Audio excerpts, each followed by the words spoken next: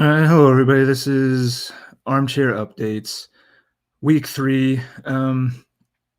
Most of you probably read I got a crappy personal thing going on, so my head is not like totally in this, and I've got a pack for a long drive tomorrow, but I still wanted to get this done because I didn't want to miss one this early in the season.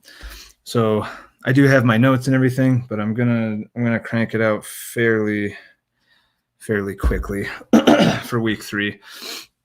Not just because my team was so terrible, but it's because I got a lot going on today. So you can see what I have up here, just the straight results from week 3. There's actually 10 teams that went undefeated on the week, 9 teams that went winless. Can run through real quick some of the usual suspects that it's only week 3 or whatever, but is it week 3 or fucking week 4? I can't even remember now. Week 3. See a lot of familiar names that are going undefeated kind of week in, week out. Padres 2-0. The Marlins again 2-0. Tony confounding expectations and just rolling over the league. Oakland, good on Oakland after I talked about how tough Oakland had it thus far. They turn around and go 3-0 this week. Rays 3-0 after pointing out their razor-thin margin between total points scored and points allowed. They turn around and go 3-0. Tigers again crushing it. Dodgers again crushing it. Pirates going 3-0, proving that what they can do when they get a decent schedule week. They put up the points and then the results follow. The White Sox, of course, and the Cardinals 3-0 again. Kind of feels like opening week for some of these guys. Really, boy, look at the big scores from Chicago and St. Louis. Holy cow. Really taking it to the league early on. And those of us in the cellar, and I say that because my Rockies 0-3. Cleveland goes 0-3. The Yankees, a couple surprising teams not getting a win here. Did the Brewers really play 4 games last week? They went 0-4. Yankees 0-2. D-backs 0-3. Surprising. Minnesota Twins, and we will see in a few minutes. Tough luck, Tyler. It ladies and gentlemen, it happened again. Tyler 0-2, and did find his way again into one of the smallest margin of victory. Obviously, he was on the fuzzy end of that lollipop. Lost to Tony by only 10 points, the number 5 small margin of the week. So tough luck, Tyler, keeping it going. Sam's Rangers 0-3, the Royals 0-3, the Red Sox 0-3, another kind of surprising 0-3 team, and then the poor Brewers just continue to take it a little bit. And then, you have the middle of the road guys. Not going to spend a ton of time on them. Mark went 2-1. I know he was disappointed to go 2-1. Nice to see the Giants go 2-1, step up and grab a couple of wins. The Phils going only 1-2. I don't know. It's early to say that's gonna 2 games losing or 2 games dropping back to the Marlins this week is gonna hurt them in the East or anything. But Tony did take a nice step against the rest of the East. The Nats go 1-2. The Phillies go 1-2. The Mets go 1-2. So Tony gained at least a game on everybody there. So real quickly, I made a little spreadsheet, so I can remove that. There's my face, and we can share screen. Oh, stop screen. There we go. And we'll share my little spreadsheet, which is basically just the notes that I make on a computer, and now people can see them instead of just listening to me talk about them. There was some interesting stuff this week that I did want to get into before deciding to rip through this. So hopefully I'll probably be in Illinois for the next one.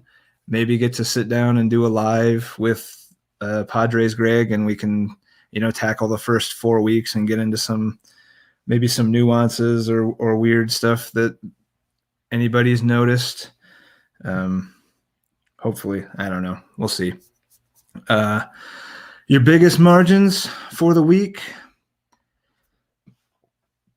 Same names, hearing a lot of the same names. Chicago White Sox over the Clevelands by 219.8 points, so call it 220.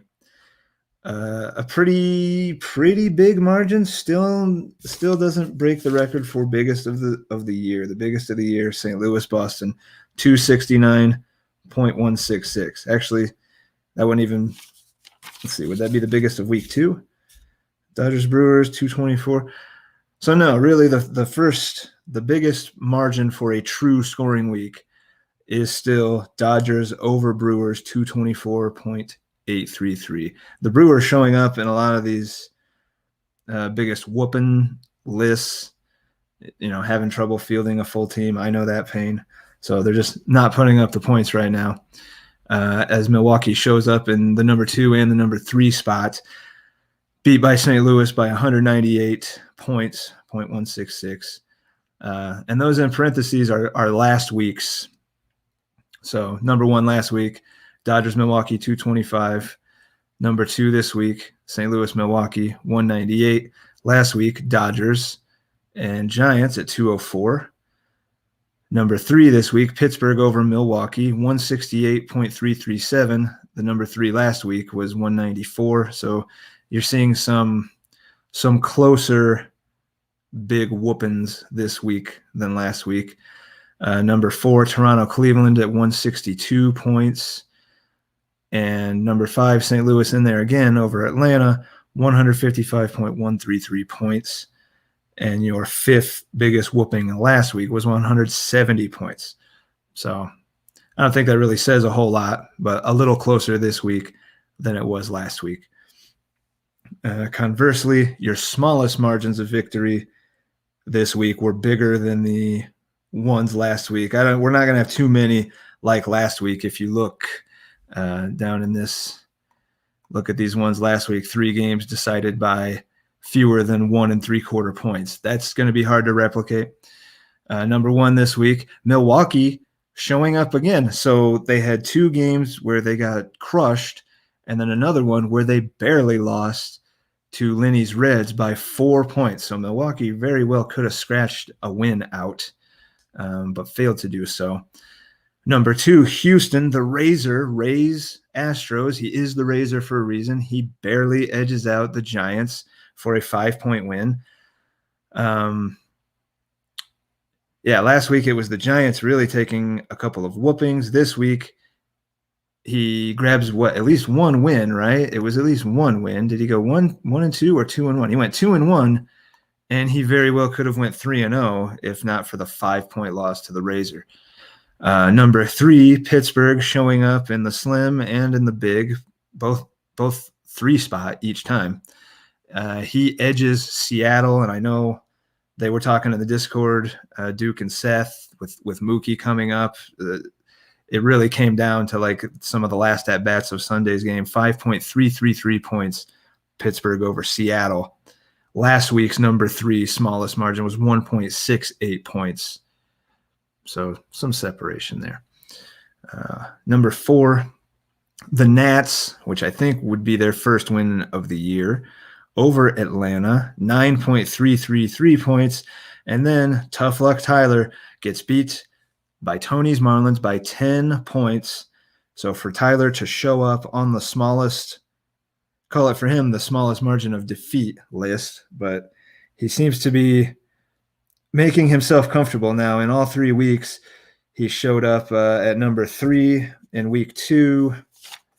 Did he show up in week 1? Yeah, he was number 4 in week 1, and now he's number 5 in week 3. He really is tough luck Tyler. It's the most apropos.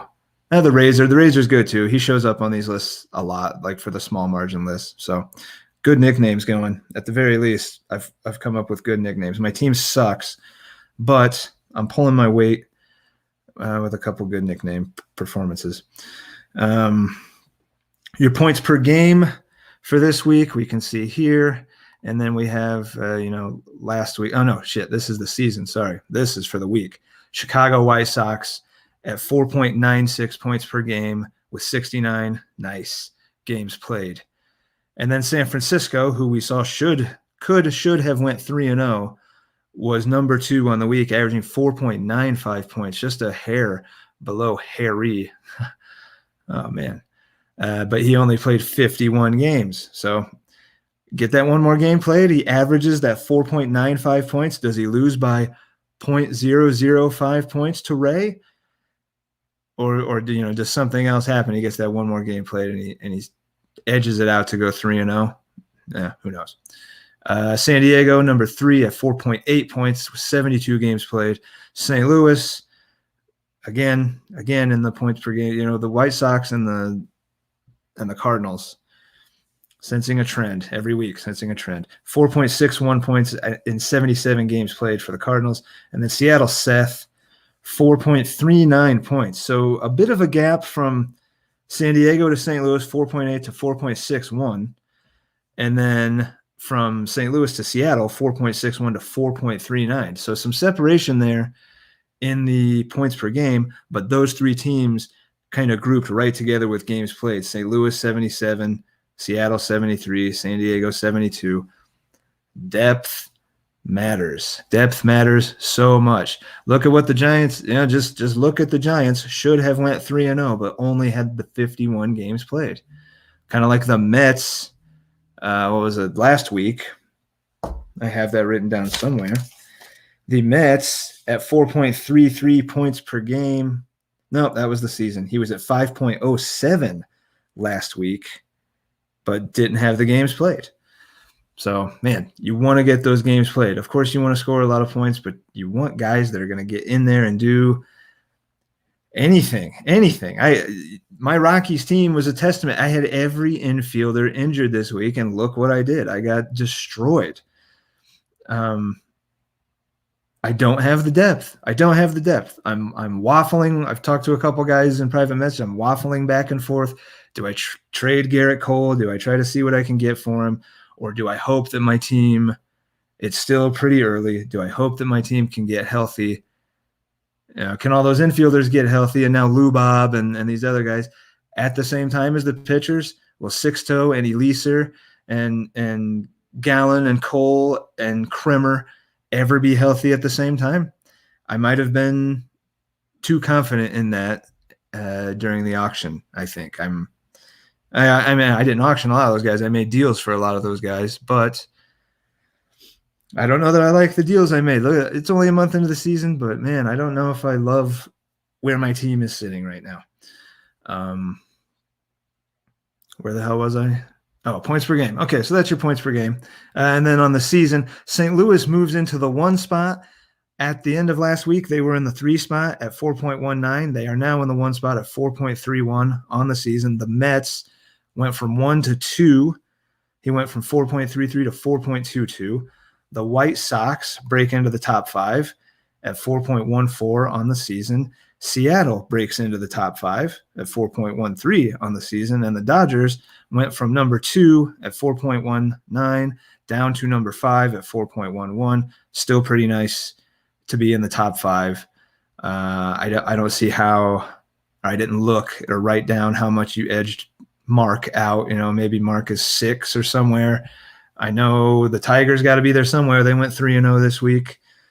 So it seems like maybe the mid to high 4s is going to be a pretty good baseline for determining like what a pretty good week is, at least for these first couple of true 1 week matchups. Dwight's Mets are the only team that have broken into that 5 point per game barrier. And then last week it was 2 other guys, the White Sox and the Dodgers at 4.7. And both of them would be, 4.7 would be a clear number 1 this week. So this is a little bit of a lower scoring week on average overall, it seems. Your hitting points for week 3, the Cardinals at 187, Pittsburgh 184. Man, that NL Central. The Dodgers at 180, the White Sox at 178, and Toronto, who I think of as a pitching first team, just when I think of them, number 5 in week 3 hitting points with 173. The pitching points, where Toronto does not weirdly make an appearance. San Diego, even being docked, I think 31 something from Captain Jack for also the distinction of being the first guy in the league to go over his starts limit and blame it on Fantrax. I don't know whose fault it really was. Anyway, San Diego kind of killed everybody in pitching points. You look at him sitting on top, 193 and a half, and then the next four guys are grouped all within 7-8 points of each other, but a pretty significant gap from 1 to 2. 193 and a half to St. Louis, number 1 in hitting, number 2 in pitching, 168. Call it 168. Oakland gets into some good pitching. Excuse me. 165.833. Barely a point beneath him is Harry's White Sox. So Harry was 4th in hitting, 4th in pitching, and the result was a 3-0 week. St. Louis was 1st in hitting, 2nd in pitching. The result was a 3-0 week. And then Seattle Seth with 161, rounding down, just 161 pitching points for week 3. Kind of expected to see him in those lists the last couple of weeks, but it just didn't happen. I think a handful of these teams, well, 5 is a handful. A lot of these guys we're going to see in these weeks, I think, in these lists, week in and week out. I don't think there's going to be too many weeks where we don't see the White Sox in one of these, where we don't see St. Louis in one of these, Pittsburgh, the Dodgers. Like a lot of weeks, we'll probably see Mark on the pitching side, maybe a little more than hitting, Mark's Blue Jays. But I think if you've been paying attention, if you've been watching these reviews, you're seeing a lot of the same teams show up in the biggest margin of victories, the points per game, the hitting, the pitching overall. These are the guys that, and a lot of them are the guys that we said for the season preview that we kind of expected to maybe see up there. But I'm happy to see some other names in there. I'm happy to see Oakland go 3-0 and get his way into the top pitching points. I'm happy to see San Diego sitting on top of the pitching points. I love variance. I love parity. Yeah, we're seeing a lot of the same teams, but we're seeing these guys weasel in there, like Dwight last week on the, averaging the most points per game that anybody has for 1 week on the season so far. He's the only guy that's been over 5. So even the teams that aren't consistently sitting in the top or even the upper half can come kind of out of nowhere and have a big week. Look at what Tony's doing. He hasn't had one giant week. He hasn't shown up in these top lists, but I mean, the guy is sitting pretty right now. Shit, he's 6-2. I mean, Tony is in a great position, and I don't think anybody, maybe not even him, would have predicted it. Looking at all of his single-digit salary players. Good job, Tony, man. Good job. I also will take this time to say that Tony and I's team that we are running together in RT Sports, our NL only team, first place.